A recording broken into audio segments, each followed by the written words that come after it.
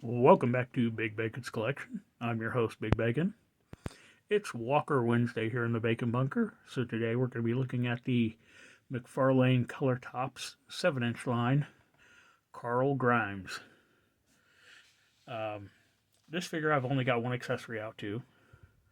He actually came with a blood and guts covered poncho and at least one alternate head. And I do believe that's the one where the eye is shot out, but not bandaged. I wanted a more everyday type look for him, and the poncho kind of threw off the weight. So trying to get him to stand became a bit of a pain. So today, we're going to look at the accessory, we're going to look at the figure, check the articulation, get him geared up, and on the shelf.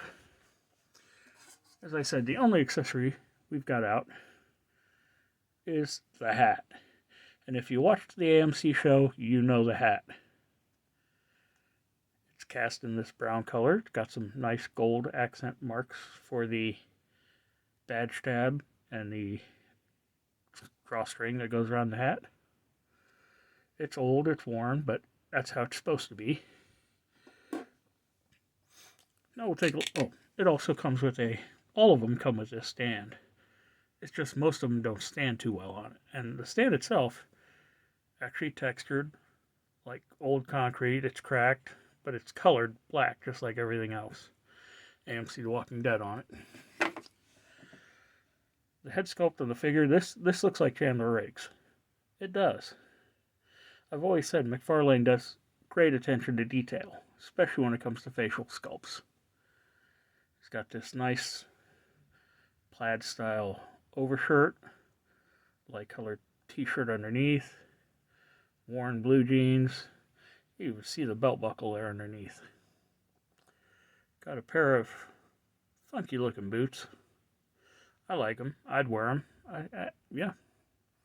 I think they're some sort of duck boots, but they're still nice looking. So articulation wise, that's where McFarlane often drops the ball. So the head is on a ball joint, which allows for very minimal up and down. You got some side to side, but it's a little tight going the one way because of the hair hitting across the back collar.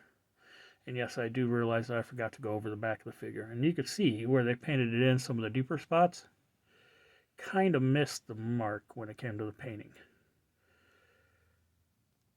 Not as bad up front, but still noticeable.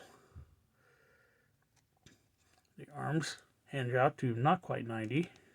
Single jointed elbow comes up to not 90. Rotation at the elbow. Hands rotate.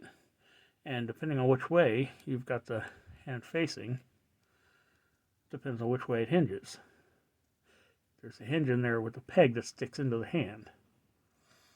So this one over here is supposed to be more vertical. And this one over here is so restricted by the sleeve you really can't use it. But looking there, you do see the hinge in there. As for waist articulation, there's none. No waist, no torso cut. The leg articulation, they twist. They've got a thigh cut. That's it. No knee articulation, no bending, no twisting. Foot rotates, hinges slightly, rocks slightly. So McFarlane's very good at making highly detailed statues. We'll get him onto the stand and pray to God we can keep him standing. Because with the legs cast the way they are, you can only really pose him one way. Get his hat on his head.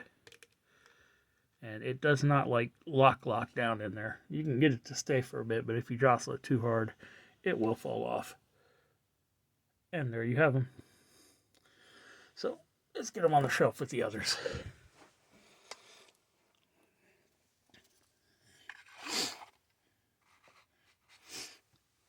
And there we have it.